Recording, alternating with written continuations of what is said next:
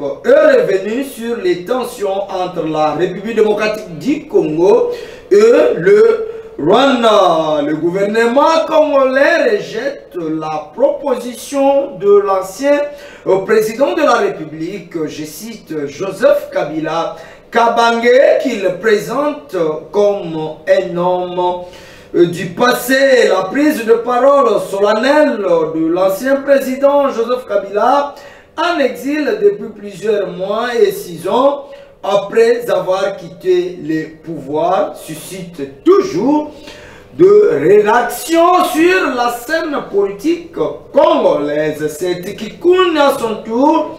Hier, Joseph Kabila a déclaré une guerre juste contre la tyrannie, l'usurpation du pouvoir, l'injustice, l'incompétence, les divisions et la délinquance de l'État. Willy Michiki, il y a des Wazalendo avec lesquels nous sommes, qui ont été approchés par M.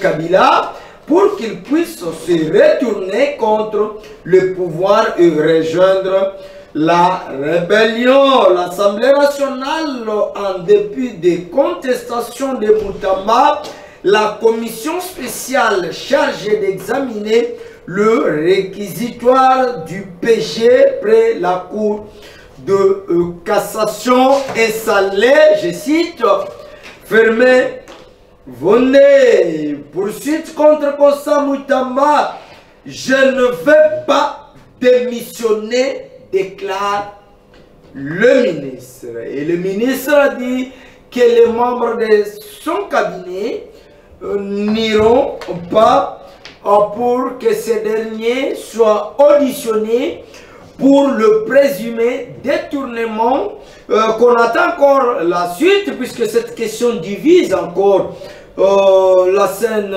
ou la classe politique congolaise. Et tantôt, je l'avais dit récemment, toujours dans mon émission, vous le savez très bien, ça c'est votre émission hein, la plus aimée. Merci à tous les Congolais, hein, papa et maman, on va le soutenir. Émission Parlons Congo. Au début, il paraîtrait que les combats que je me suis engagé pour dénoncer, dénicher, faire échec, décourager et aussi démolir des compétences psychiques mal construites. Mon Pansangolobi, oui. Au-delà des démolitions des maisons construites anarchiquement, il y a aussi des compétences anarchiquement construites. Pour le Bénin, ils appellent à Batouya Mayele, Mabé et Sengel qu'on démolit en haut. Et je vous dis, mon émission Parlons Congo va démolir les mauvaises intentions et les mauvaises idées. Nous sommes là pour parler que du Congo. Congo à Lumumba, Congo à Tshisekedi, Congo à Matata Pognon, Congo à Adolphe Musito. Yali Congo à Martin Fayoulou, Congo à Joseph Kabila. Yali Congo à Moïse Katumbi, Yali Congo à Seth Kikouni, Yaluba Claudel. Yali Congo à Denis Kambaye, Yali Congo à Godefroy Ndouatiamoa. Yali Congo à Benoît Guélor, Yali Congo à Junior Kalex Kabeya. Yali Congo à Jean Tissoka, Yali Congo à Maître Paul. Yali Congo à Tata Abotanga, Yali Congo à Dadi Bongeli. Yali Congo à Bana Joli Park. Yali Congo, Yaba Congo Mani Bansou Balukolika été. Congo mérite mieux que ça. Vous pensez en Olobi, oui. Le Congo de mes ancêtres mérite mieux que ça. Moutambadi, na kolembate, Congo yaba koko na ngai. Ça c'est vrai. Tozaka na Congo yaba koko yaba détourneur te. Tozali na Congo yaba koko yaba frapper te. Tozaka na Congo yaba koko yaba miyibi te. Tozaka na Congo yaba koko bazali na bosenga ete. Ba koko na ba kokoriko ba bénéficier de la richesse ya Congo. Je me suis opposé beaucoup plus à ceux qui disent que le Congo est riche pendant que le peuple congolais mange moins d'$1 par jour. Procureur Olobi, j'ai dit à quiconque soulèverait la voix contre ce peuple, Ici, nous allons dénoncer, nous allons démontrer, on doit dire en face du monde ce qui est la vérité. C'est un combat dur. C'est un combat où plusieurs n'acceptent pas ce qu'on dit. C'est un combat où plusieurs nous traitent de tous les mots. C'est un combat du peuple congolais. Dans le bac émission, il y a une émission à badoléance. Il y a peuple congolais. Tant que le peuple a saisi sa kangai, quand il y a moyen de bord, na kitaka na terrain. Na pesi diaspora congolaise non sombote ba ino so balikola d'ambition. Merci na ba Congo mani banso o baliko soutenir musala to baliko sala baliko soutenir combat baliko soutenir émission Parlons Congo. Merci na ba Congo mani banso ba zwami na Congo profond notamment Bunagana Rutshuru Masisi Goma Bukavu espace je vous aime beaucoup, espace Bandundu, espace Grand Kassai, espace Grand Équateur, je vous aime beaucoup. Bana Nyonso Yamai Ndombe, nous sommes de cœur avec vous. Merci puisque le combat est noble, mais avec l'appui de la population congolaise, Tokokoma. Tokokoma, Congo Oyo, Ezalina Mbulungani, mais na loba qui était maman moko abenginga ilobi. Alobi mupanzi sango. Oza parmi bat oyo baloba que Kabila Joseph Esengeli aloba. Puisque Kabila Joseph fut l'ancien président. J'approuve, mes vidéos sont là, je l'avais dit. Et Belé Basenga que Joseph Kabila aloba alobate. Mais tant que n'a tellement aloba Kabila, vous devez parler, vous devez y placer un mot, puisqu'il s'agit du Congo, puisqu'il s'agit du peuple congolais, puisque ce Congo vous a donné tout. Après quelques jours, Kabila a parlé. Kabila a lobby, je suis revenu toujours dans mon émission. Dans le lobby Joseph Kabila, ce n'était pas ça que je m'attendais à vous. Nazela kelo komususu.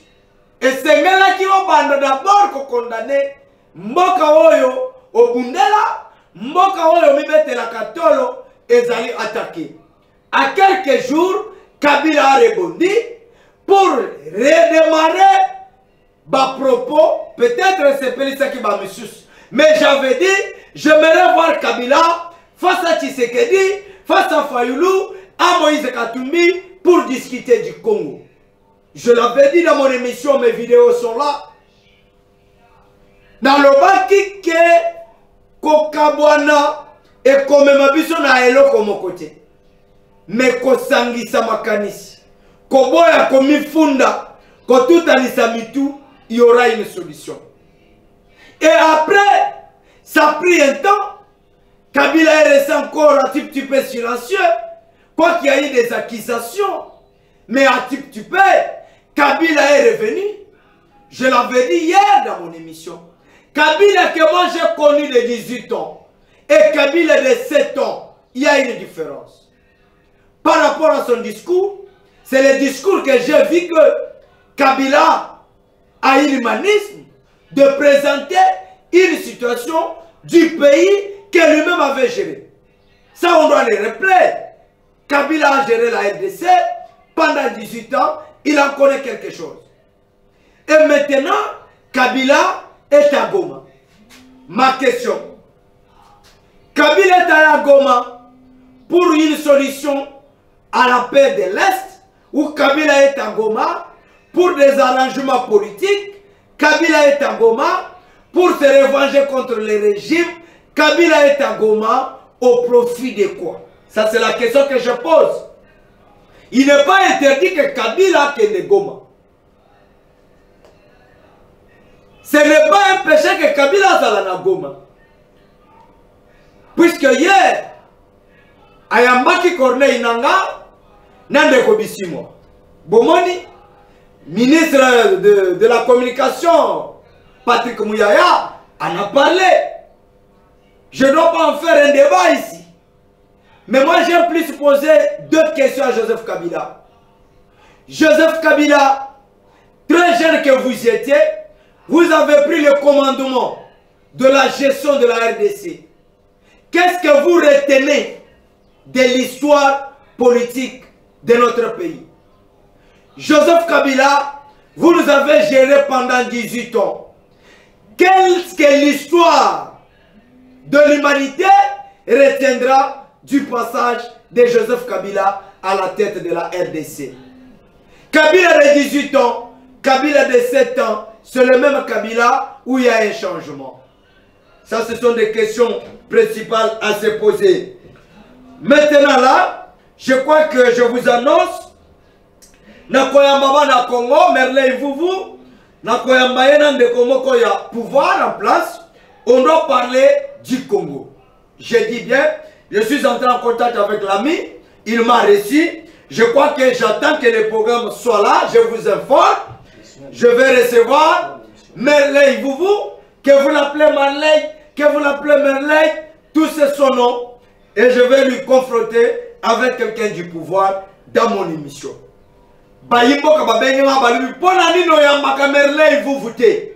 Et je vous annonce que je vais recevoir Merlin Vouvou, puisque mission Parlons Congo, et la couleur n'a pas drapeau RDC.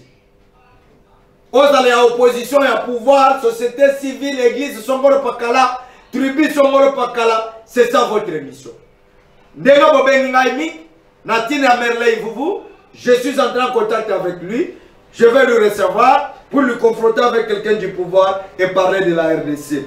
Moi, Congo, Dadi Bombeli, notable, il y a un quartier Joli Park, et Tumba Makasi, mais quand même aux Aguenye. Bote Peboye Mala. Bote Ndeko Benoît. Le président Malam. Qui m'est allé dans le quartier Joli Park, soutien total à Dadi Bombeli, aux Ali, Yomokona Bitumba, Angona, Kuna population Simanayo. C'est que les amis. Nazali nga mon côté, tozali ebele, sauf que ezali que dikamutu na mtoza na dikabonaye, na lobara toujours naza défenseur et droits humains.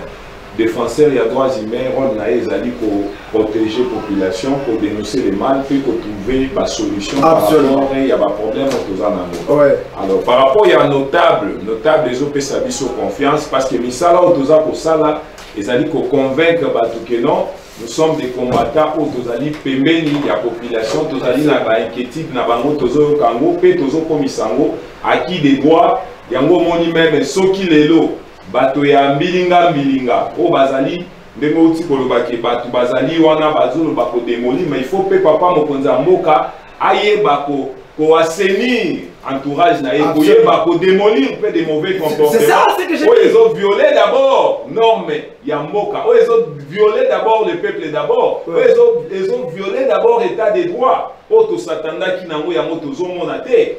Donc yango wana ke papa mokonzi ekolo esengeli ayeba ko assainir environnement na. Merci beaucoup. Puisque na mona ki bozala ki na cabinet ya ministre maître Constant Mutamba na moni balobing et betami au saisir par exemple institution forte ya Congo. Je crois que bien des causes ils ont déjà trouvé. Bon, tozo beta lisolo, il faut to limbola ba mboka parce que tant batinda kabiso watu ya na télévision, balanda ka batia ka ba etando ike partout pour bayoka nini o biso. Vous avez le temps. Toza ko beta lisolo, il y a démolition. Oyo ezali initié na gouverneur de la ville.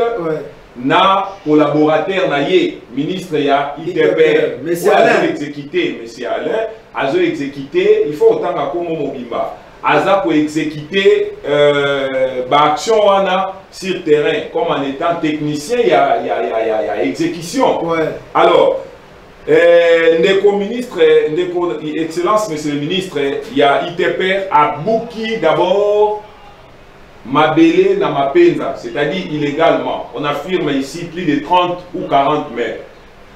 Babouki Batu. Donc, dans le moment où l'on lobi kutu, population a benga kinga imibi bakendaki, bayibi ba téléphone, bayibi biloko. Par rapport, il y a ministre ndenge occasionné, ba insécurité a battu encore davantage. Parce que misala sali yangwane occasionné batubakoma na insécurité. Donc ce qui population n'y soit joli pas. On va vendre d'abord dans ma peine, ça va jouer les cambouisa dans Moutouya, mais c'est le ministre il y a intérieur d'abord. Voilà les premiers points. Deuxième point. Intérieur toi il y a ITPR. Ministre il y a ITPR. Je parle des ministres de l'ITPR. Ministre à l'intérieur. Il était Moutabu Karabat.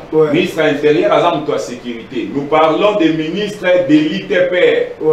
ozomona yende abukaki mabele ya bato abuki bandako ya bato oyo eza na mikanda légal oyo mpe moto apesi yango ezali l'état congolais ezali mundele te ezali étranger te ezali américain te l'état congolais nde apesi mikanda alobi ke bato oyo bazali habilité ya kovanda awa bato barempli bacondition nyonso oyo esengeli alors asuki wana te akoti lisusu na delape aye kopesa ba mise en demeure. Mise en demeure, il y a 3 jours. Tu as évité ceux qui peuple congolais, à locataire, il y a ministre, il y a ITP. Na évité. Ceux qui peuple congolais, azali locataire, il y a ministre, il y a ITP. Tu as évité. Après ça, il y a mise en demeure, il y a 3 jours. Mise en demeure, il y a 3 jours. En tant que qui? Tu as évité. Ceux qui azali na pouvoir pour les quand même chef de l'État, azali na pouvoir pour les quand ministre à justice, azali na pouvoir pour les quand même premier ministre. Pour na couper ça va tout mise en demeure, il y a 3 jours où ils allaient même constitutionnel, où ils allaient prévu dans la loi. 3 jours pour batouana bakoma bafazer, pour bakene koluka wapi. Et puis non seulement ça, ils ont accusé biso que toza kovanda illégalement et puis anarchiquement. Est-ce que le ministre y a ITP a tchaki commission moko en place pour l'identification? Pour avant yobenga mutu yaza moibi. Mutu azali lokuta, mutu avandi na esika o l'état pesaki nzela te. Et c'est là qui d'abord a tenu compte que bateau n'a pas pour acquiser bango injustement et puis n'a pas fausse information au ESA pour sa opinion. Et c'est là qui a se référé d'abord dans ma notable. Ah oui. Et c'est là qui a se référé dans Bougoumès. Et c'est là qui a se référé dans le chef du quartier. Parce que le chef du quartier paye. Il y a des Saramikanda, ma fiche parcellaire. Combien de personnes allaient concerner? Comment le ministre a se référé dans Batouana ailleurs directement dans le terrain où il y a habitué? Ils allaient bureau na yete, ils allaient commune, président de la commune wana azali, oh yeso ya commune na mabele ya commune ata azali chef. Il faut se s'incliner, qu'on a information ezali vrai na mokonzi ya commune to chef ya quartier. Mais il y a ignoré bango tant wazo buka chef ya quartier azalité, tant wazo buka bourgmestre azalité, mokonzi ya sécurité à la police azalité. Donc ezali exhibition du pouvoir, ezali excès du pouvoir. Donc il y a un tozali pour dénoncer un mot, on ezali to éclairer d'abord bana moka, mais tozo côté en profondeur il y a basolo. Voilà, puisque je vous avais aperçu moi personnellement dans l'anda qui vient de l'Assemblée nationale, Assemblée provinciale, dans l'anda qui vient dans ministère, puisque ezali les Cambon na rikolanda tout près, na yeba suite ya limine. Alors, ezana terrain moko kuna bako benga ngo Zamba ni terrain wana oyo bazobenga ngo cercle épique na ntango akala babengaki yango zamba ya bapunda nde biso tokola d'ailleurs kuto à l'époque ngai cheval moko alandaka nga na kati na bandeko kokoluka bambuma ya makaku nalia na uti classe naza na nzala na luka na lia donc ne grandi na joli mais na betelo lisolo eza fabriqué te cheval alandanga na kati poto na kati kuna ba bayebi histoire babandaki soki bauti école ba école ezali pembeni ya Jean 23 kilimani wana donc bakokota wana babuki mwa bambuma balie nga cheval asi alandanga nazana no mwana mukena nkutu totangi ba université te na zamba wana donc zamba wana ezali zamba ya bana ya joli part mais toza ko comprendre te et ndenge nini ekomi et puis zamba wana to limbola na malamu zamba wana ezali na canalisation te zamba oyo tozoloba wana ezali na canalisation te na bambula oyo ebetaki awa badega matériel mingi na oyo ine eye euti mingi na provenance ya manque de canalisation parce que tango déjà eza société ayebi ke bato baza na nsima parce que koki ezali soki zamba ayebaki ke lupangu wana ezali ya ye bato baza na se wana eza na kati ya concession na ye pourquoi badelimitaki clôture batiaki clôture mbula nde ebuki clôture wana ekwei na kote ya bato esika bavandi na nsima donc esika bato bavandi na nsima mpe ezali ntango bato badelimite ezali espace oyo ezali moto oyo azali na makoki akoki kokende kozwa na l'état atekeli ye atongi na basécurité nyonso et c'est ce qui a fait la population de Joli Park basombi bamapangu na bango batongi basinvestir po yo oyaka kobuka ngo parce que oza ministre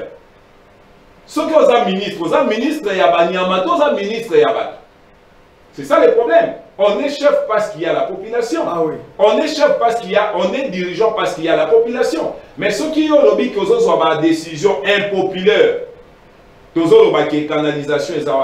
Pourquoi le gouvernement a banni a canalisé nani et puis a compatir pe na batu oyo ba koufelaki et puis batu oyo bazwa ki ba problème ya ba biloko oyo bebaki tout le monde bazo partout pe bezo salema ceux qui batu bazwa ki mo ba difficulté yo koyela bango sous choc biso toza sous choc boyeli biso sous mise en demeure. D'abord l'état a compatir na ba problème na biso te mais toyeli sous un grand problème. Il y a ça va mise en demeure il y a 3 jours. Tout le peuple congolais, Azali, Moto Oyo, Azali, Aïdali, n'a pas droit à Mboka, Oyo, Bakonzi, Bakokipe, Koto, ça y est, ou bien seulement que après Kopé Savango va voir, Bakomi va plus fort pour empiéter la population. Voilà, puisque vous avez qui aperçu le ministère de Maître Constant Mutamalga, ça fait un problème, présumé détournement.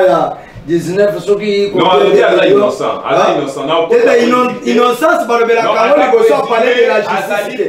Mais c'est ce que j'ai dit. Jusqu'à présent. C'est ce que j'ai dit. Non, non, non, pas dans la politique. Alobi, Azali présumé innocent. Vous allez qui ont attend que les politiques à mémo. On a la mémo, non? Mais normalement, il y a pas de ça dans la politique. Alobi boy, na opposition politique. Ah, na yeko beta masolo ya banda pour ya banda. Mais yo muto mais mangana ba présumé innocent. Illégalement, bazo bukango aveuglement. Bazobuka yango injustement. Voilà. Bon. Vous avez aperçu qu'on a. Je rappelle que au-delà il y a saisi dans la bino de ministère. Non, non, c'est ce que j'ai dit. Ça la propagande. Non, non, moi j'informe à cette émission. Mais c'est ce que j'ai dit. Il y a problème. S'il vous plaît, c'est ce que j'ai dit. Mais il faut que nous rappelions que malgré Maître Constant Mutamba, Azali sujet, il y a de marche, il y a poursuite par rapport à présumé détournement, il y a moi Moussolo Tokotanga Awate, mais vous allez aperçu pour déposer mémo Nabino. Est-ce qu'il y a des retombées par rapport à des marches Nabino? Bon, Tokoki Koloba Boyena Makambo et Tali ba mémo. D'abord, Tosala qui quelque part il y a ministre et justice. Totika qui ba mémo na biso na Assemblée nationale, na palais du peuple. Mais moi, Vital Kamara Totika qui a Mokuna. Tout le monde wana de même jour. Tant que vous avez mémo, imaginez que vous avez molana ba maman ya mitolo. Je vous avais reçu.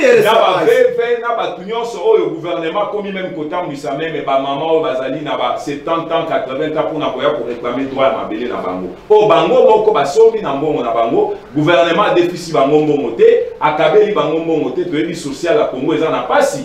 Ozomona mutu areni ba moyen na ye ya pasi là mususu pe mutu akoti ba nyongo na bafika akoti ba nyongo na ba banque excusez totangi eza banque na biso pe ya mboka po ezo tambisa mboka na biso a défi ba microbanque partout aye ko tonganda là mususu pe ndako bozo buka wana jusqu'à présent mutu asisi mbongo te non seulement botie mutu na problème ya ko rembourser ba crédit o batu baza nango boye lisusu ko bakisa batu tala na ba étape maye côté libat biloko ebebi baza olala mabe na condition o esengeli te maye côté tolobi bien tozo limbola parce que toza liboso etando na yo maye côté ezali occasionné na manque ya canalisation ya certes pitoyo kana malamu pour mayi wana ezali lokola mayi anjilité mayi wana ezali rivière ezali lokola ruisseau. Ozomona soki on va faire un rivière mais il y a les ezali biloko ya koluka kobotela batu ba mabele na bango na makasi na les rivières c'est one ruisseau on est autorité mai wana soki batu batie mutu oyo azali kokamba ndenge esengeli ville tolobi te ke ba destituer mokonzi mais tolobi soki bakonzi oyo bazali ya bacommune bazali na esprit ya kobongisa vraiment mboka mai moko te koki osala dégâts na secteur ezali parce que ba ingénieur bakuya OVD ye ba canaliser yango na ndenge esengeli population kovanda ki tokendaki na memo pe na assemblée provinciale et si kapé ye pas le Vimbuta j'ai appris que le ministre de l'Intérieur est invité aujourd'hui. Oui yango nazo pesa précision tokendaki jour au ministre akomaki ministre de la justice akomaki pe koya pona ayamba mandenga azalaki na poya na bureau na ba travailleurs ko bazali ya ministère toyepe tomoni ministre na ba babenga na banani na biso banderole na biso biloko nyonso wana totiki mpe memo na biso kuna bayambaki yango na moment tozoloba awa bamemo ezali nyonso bien tozokonte kotika mpe bamemo na biso na niveau ya primature, na niveau ya présidence, na niveau ya fondation Maman Denise, na niveau ya ministre ya droits humains et action humanitaire, urbanisme et habitants, et puis na action aménagement territorial. Na aménagement territorial. Tozotika ba memo na biso po tolobaki na top Congo ke ba memo na biso eza kokende. Biso tokotika gouvernement te a instrumentaliser biso. Biso tokotika gouvernement te a yebako Koko rendre le peuple azala vraiment fort donc pour empiéter.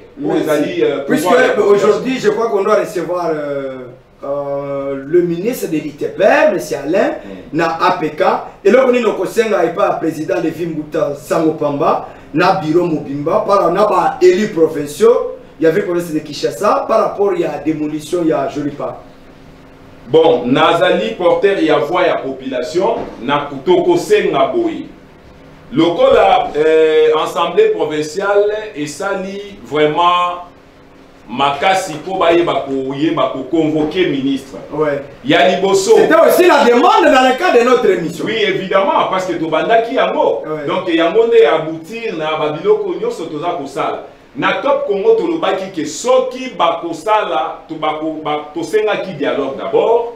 Dialogue pour ministre ayeba d'abord pour signifier biso d'abord au Italie projet nini oyo bango babuki banda kwa bato. Parce que bato wana baza na mikanda soki obuki ndako mutu et que boyo kana kitaza na mikanda il faut indemniser. Absolument. Exacte que bakoya kosala délimitation aussi longtemps babongisi na likambo ya ko indemniser bato te. Ils doivent indemniser les gens qui exploité les bango illégalement d'une manière inhumaine. Tous les députés provinciaux, les ministres des gens à se préparer avant qu'il y ait un salle. Bamakambo est à délimitation, toko kabola 30 mètres il y a bouki. D'abord pour la population et puis to sololana par rapport il y a indemnisation au yo pour sécuriser la population. Il y a mi balé moi na mboka na ye tikanga na loba. Il y a mi balé. Oui, le col la biso to yebi ke toza na mikanda. Le col la ye asali makambo lolenge longo banité. To sengi pe la justice. Parce que justice azali pour na droit ya batu nyonso na bango na biso. Justice esengeli a interpellé ye aye bako signifier d'abord nani apesi mission ya zo salisa. Pour ceux qui ezali gouvernement, on va voir les autorités gouvernementales. Mais ceux qui ezali ye na cabinet na c'est-à-dire yende mutu azali pour sécuriser peuple pe yende atie peuple na katia condition oyo nyonso ezali wana naza ko chiter naza ko chiter na likambo etali kaka na plénière wana pe tolobaki dialogue wana ezala na consensus ya ko biso population déjà to sala ba assainissement na biso to sala ba curage to sala ba makambo etali pe ba canalisation na moment na ye awa na émission bazo bimisa mituka oyo bango bakoki obimisa te. Oui, na kutaki yango mituka na biso. Imaginez peuple azosala ka cotisation na ye autofinancement pour ye moko se prendre en charge. Mais gouvernement azali. Muto akomisi biso na ba conditions précaires azali mais accompagner biso te biso moko toza ko se cotiser. Donc aye la biso embuyema te. Toza capable ya kosala ba kirage na biso, tozali capable ya kotonga ba canalisation na biso, toza capable ya ko assurer sécurité mais ba instruire certes épique en attendant d'abord pour réparer ba dommage au ya sali déjà au banda pour le concession na sali abandana nous kotonga ba canalisation. Merci. Pour biso déjà tozo ça. Merci Mwana Congo Dadi Bongeli, je rappelle qu'il est les notables au Ali Kobunda pour la Jolie Parc. Il m'appelait, je suis allé, ça c'est un jeune encouragé. Ça c'est un jeune encouragé. Pourquoi ne pas lui donner confiance puisque il porte les combats durs contre excellence, contre gouvernement pour que les droits soient dits. Pour Baïmboka, Bazala démolité, mais quand même, ce que Bomoni qui est ici, puisque Je ne peux pas imaginer. Na kati ya mboka oyo mibeko yali, quelqu'un peut se prendre et se tient dire na otongi awa sans que azana na document ya l'État. Tout ça koboya comment le théâtre oyo tomona awa na Europe Africa sawa immeuble lingé kweya.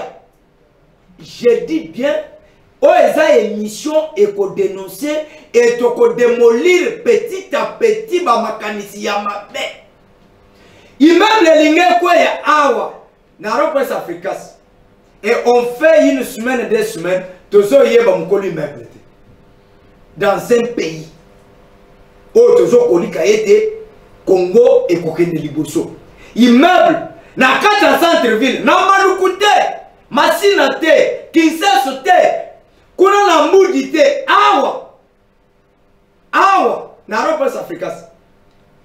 Na bakonzi, na biso peuple, tozali koyeba te immeuble wana eza ya nani. Et tina babuka immeuble wana tina se silence radio. Suite toyeba te, pona nini ekweya, pona nini ezala boyete, silence radio. Et si on le dit, on est un journaliste attaqué, on est un journaliste à demander la mort, tokobeta, tokokata mato et ainsi de suite. Mais ce qui se passe n'est pas normal. Si on se tait, on ne dit pas un mot, c'est-à-dire on est complice. Si ça marche, ça marche. Si ça ne marche pas, ça ne marche pas. On doit se dire la vérité.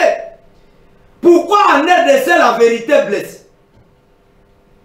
Si on chante Fachi Béton, Moukontombo le béton, moi la maman Marthe Béton, là ça va. Mais si on dit Fachi, en tout cas ça ne marche pas, le ministre va incompétent. Là on devient un journaliste à cibler. Mais si on cherche pour Fachi, là on est professionnel, on respecte l'éthique et la déontologie. Mais si on dit Fachi à un certain moment, ça ne marche pas. Il ne faut pas attendre qu'il y ait une catastrophe naturelle pour prendre des précautions, mais il faut l'anticiper. Gérer, c'est prévoir. Comment quartier Joli Park? Il y a un Zambate, et ça peine n'entre mon fléri. Et ça va quartier répété au Yébani, que batombo ngo bavandi. Bobani ke bato bavandi tout au long ya mai. Bino bali l'État. Bato wana bauti na bamboka na bango bandi kotonga te. Et ça va quartier habité. Peut-être na tango wana qui sasa zalaka habité na bato ebelete. Mais ça se fait que tokome ebele. Et vous vous êtes rendu compte que tout au long ya mai wana bato batongi ndenge sengelité. L'État responsable fait quoi? Vous venez d'abord, vous identifiez d'abord les habitations. Moi, je vous donne la solution. Mon papa, oui, je vous donne la solution. Puisque, on peut avoir des solutions. Vous venez, vous identifiez les habitations. Vous mettez en place une commission de suivi. Batuna Tunamut. Vous proposez population. Dans la bisika bovandi. Vous présentez des avantages et des avantages. Vous proposez à cette population une autre solution. Vous faites bango makoki de façon que bon longola bangwana soit bon bongisa esika soit bon tonga quartier ya sika. Botindi bango na bisika bango bakolinga puisque balungwana na volonté na bango te. L'État n'a pas colongola bango. L'État n'a pas fait bango mikanda. Il va trouver bon que beaucoup mais belé il faut vous dégager. Botindi bango esika mususu. Il n'y aura pas de problème. Il n'y aura pas de problème. Il suffit seulement vous êtes nommé ministre de l'ITPR, vous vous apprenez à tout. Et personne ne peut dire quelque chose puisque vous êtes autorité. Non. On ne dirige pas des chèvres, on dirige quand même des personnes. Peut-être votre monsieur va voir une jolie parc. Bakoza na mayel koleka. Bakoza na mayel koleka. Mais c'est parce qu'ils ne sont pas en politique, ils ne sont pas nommés. Il y a un tata Bokoza école. Le monde a une nomination à caractère politique. Puis il va expertise monsieur sur la bateau va s'intéresser à la politique. Comment est-ce? Ça c'est une prophétie. Ça là casting il y a gouvernement, le monde va parti politique. Pour nous, expert en matière, pour nous, bateau dans la politique, nommé bango. le Congo va décoller. Ce Congo est bloqué puisqu'il y a des tendances politiques, puisqu'il y a des propositions de noms, même les gens qui ne sont pas compétents, alors ils sont nommés. C'est ça les conséquences. En tout cas, le président Lévi Mouta Sangopamba, quoique sur d'autres points, nous n'avons pas d'accord, nous avons le lendemain, dans l'Assemblée provinciale, mais cette fois-ci, dans le cas de mon émission dans Sengakio, que le ministre de l'ITP soit d'abord auditionné. Et après cette émission, nous avons une Assemblée provinciale. Je vais assister à la plénière. Nous avons le ministre de l'ITP à cause de défendre. Quelle a été sa motivation? Après Kobu Kabatouana, quelle a été la solution en tant que ministre de l'ITP? Si l'ordre était donné par quelqu'un d'autre, c'est bien démolir la population, peut-être constitution anarchique. La solution c'est quoi? Puisque M23, les rebelles sont des Congolais. Quelle a été la solution après démolition? Tout le monde a analysé Koko Moulouma Buka Buka 24. La suite c'est quoi? Otalingaïti. Babouka, suite c'est quoi? Basinistra oyama yandi les solutions ils ont maintenant noté. Ba imsa kinga ke bazol lia 3 fois tongo miji poko na kei kuna batu bale lanza. Ba kele tinaji. Ça on peut pas dire. Si on dit ça, vous êtes inscrit, vous êtes rebelle. Mais bazana na tata na faye. Est-ce que banda ko ne tonga maki po basinistra yandi le ba ko fana? Banda ko ne zaki na objectivité na yango. Mais ils sont là, na yebi sabino na lança défi ao. Bon, quand si on a tata Raphaël, c'est bien. Mais il y aura des problèmes qu'on a coqué de Kobimisaba. Ils vont se réclamer qu'ils sont congolais. Pendant qu'on est tombé dans le baba, bon, on a vu ça va congolais. Ce qui va voir Kobima, pourquoi tu vas voir? Bissot Toroba, quand nous sommes taclés de tous les mots et ainsi de suite, le problème était à Congo. Ce qui m'a dit bien, tu remets dans ma. Ce que il faut que ça ne marche pas. C'est aussi aider la vision. C'est aussi aider les autorités. Il y a comme ça la bolam. Ça c'est très important. Moi dans Congo, dossier à tirage et démolition, il y a constitution anarchique. S'il vous plaît, on doit pas. S'il vous plaît, vous allez y revenir. Bas espace d'eau. Bino le Kolabana est joli parc. Ba initiative nini bosui de façon que ba kirage puisque na moni ko bandi déjà pour le barami tout kayango déjà banda kala. Alors moyen bosela ka moyen mais c'est autofinancement. Bato bazo s'autofinancer bango moko yo yo ambuye bango bananeng. To mona gouvernement te, to mona gouverneur te ko ya ko kire même joli parc. To mona voter tout le monde a Kinshasa avant tout comme un problème il y a un quartier. Mais c'est le gouverneur à l'objet de Robuka na top Congo. Toyoka qui est, nous tous sommes qui. Na lemba, je crois l'objet batu batongi. Bon batongi mabe, l'icolo par exemple, il y a barail, ba fibre, hein, battu à la régie des eaux, ba courant. Ça, il faut gouvernement aïe ba ko étudier ba kawana parce que au coup ta mutotongi l'icolo ya rai mais azan mikanda. Bembe là, oui, je fais ton ami bembe na rai. Alors, na mai awa na fleuve awa na Gombe. Tout au long il y a fleuve wana. Hein, tout au long a fleuve wana. Batongi banda ko bembe ya fleuve. Wana pezali mai no. Wana kuto ezali rivière tezande ban. Awa na fleuve. Na ba ndako ezala basima Gombe awa. Attends, supermarché ça permet d'appuyer sur le boulevard. Mais tout au long, banda gare centrale, Tikita, s'il faut te démolir, il faut aussi démolir là-bas. Pourquoi Tozo qui m'a plus fort pour te pas faible? Parce que faible Azali n'a ma casse à Kolobate. Mais ceux qui faible Azali n'a ma casse à Kolobate, à quoi sert le pouvoir? Parce que le pouvoir doit sécuriser les faibles, c'est même biblique. Yango bisoto sengi boy. Le col à l'élo plénière Ezali rapidement. Tosengi na ba monsieur le gouverneur na monsieur ya ministre ITP excellence ba yé ba ko justifier d'abord ba expliquer biso d'abord bazo sala makambo na mitindo ya nani ya liboso ya hiérarchie te akoloba akobomba te soki pesa tata mokonzi ya école alo bango na plénière Ce qui peut gouvernement, où il y a faire partie, allo bayango, ce qui peut ministre de la justice, allo bayango, devant Batunyo Sotoyeba, a présenté projet au bango balingi basala la bisika au bango azobuka. Et puis population a accepté parce que bazan mikanda batwazan mikanda na bango so tozan mikanda olingo so place na ye, il faut collaborer pe andima. A occuper koboya pour esa place na ye yondo pesi comme place na ye. Wana d'abord pour ya mibale, tokoye basiko kosenga pe na ba député ya ba Eli de Lukunga. Banda makambo ezole, nga baza député te. Mais nazo sala musala eleki député.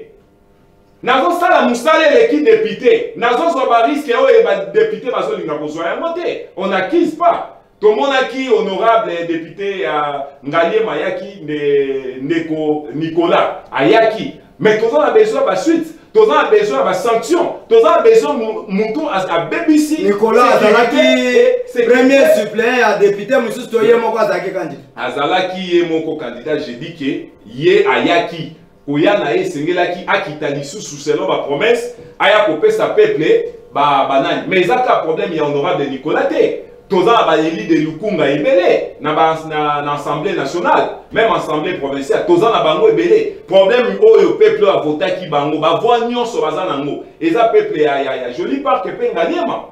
Ba ye bako expliquer peuple ba arrêter hémorragie wana. Pour la population, to sengi boye, biso tozo sala ba makambo ezali pacifique.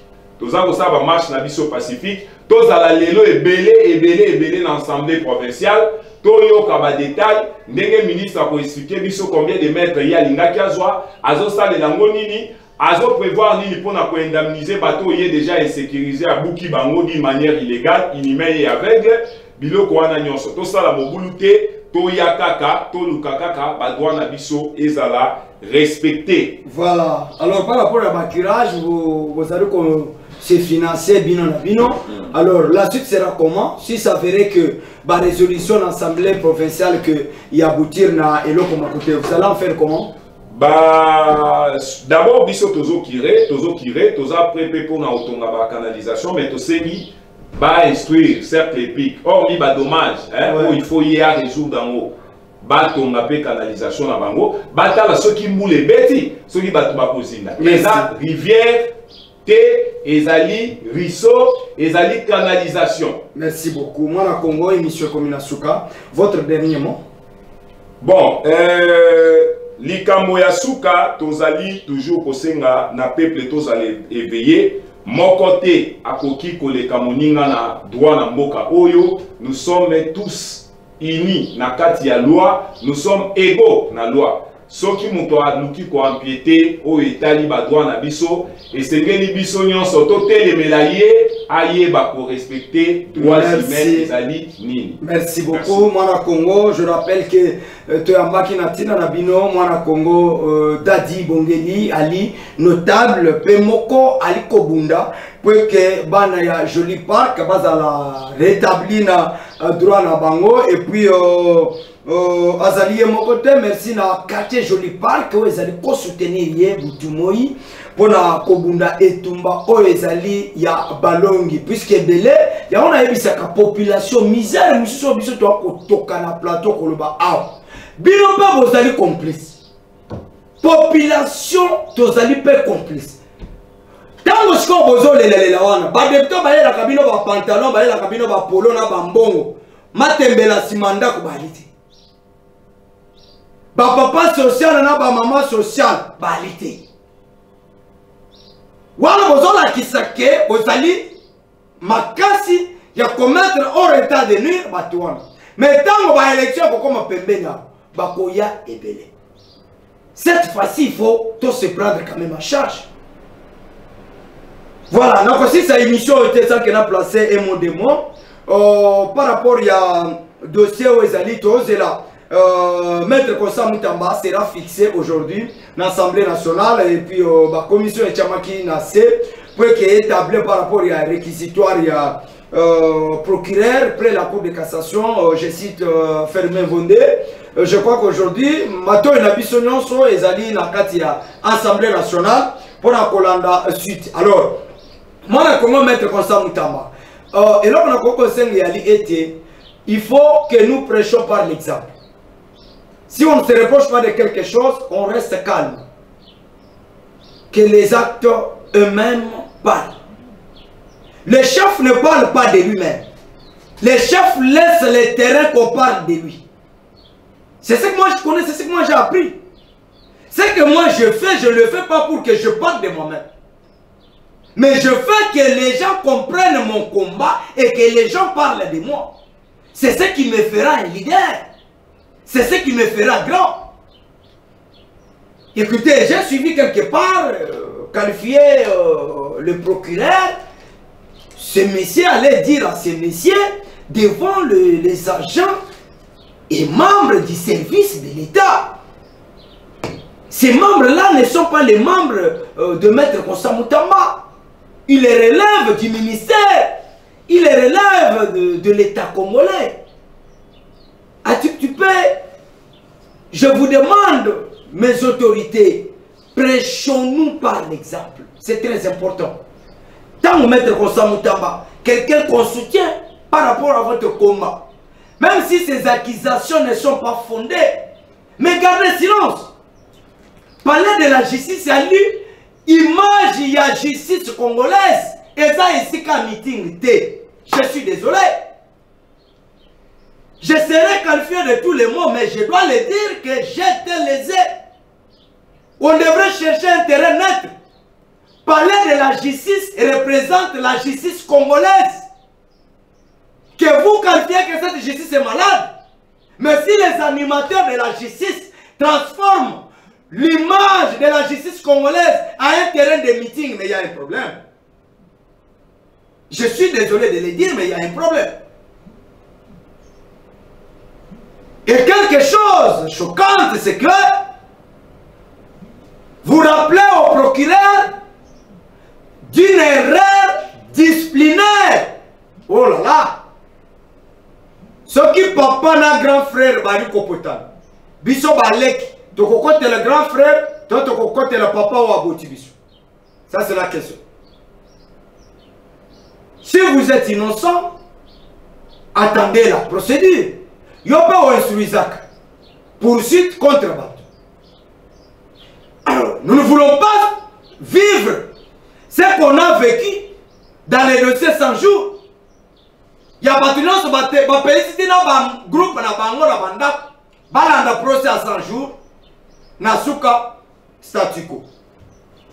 Rediffusion et que à partir de 22h. Merci à DT Junior Kalex Kabeya pour la détermination, engagement. Merci à Bande Koban sur Balandibiso. Merci à Bande Koban pour s'abonner massivement à la chaîne YouTube la Bisso. Et je vous annonce que avant la fin de cette semaine, je vais recevoir Marley Vouvou face à quelqu'un du pouvoir. On a parlé du Congo. Il faut Marley Vouvou à le confronter. Liboso na yo na mutu a pouvoir na kosalango. Na zaliwana pour na kosala wo bosengingai.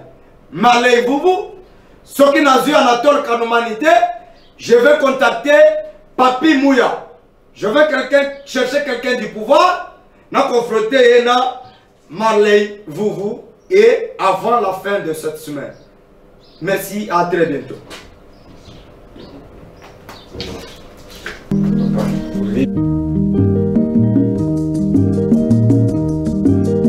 Mikolo tosekanaki na mosolo ya mboka Kongo ekoki tofungwani misolelo tomoni bozoba nyonso tosali po ya kobongisa Kongo aveni ebongi tosala moto nyonso ata mwana Kongo ya mosolo mpembe ya nzoku Kongo ya bwanya kasa ya mbila Kongo ya makasi moto ya nkoi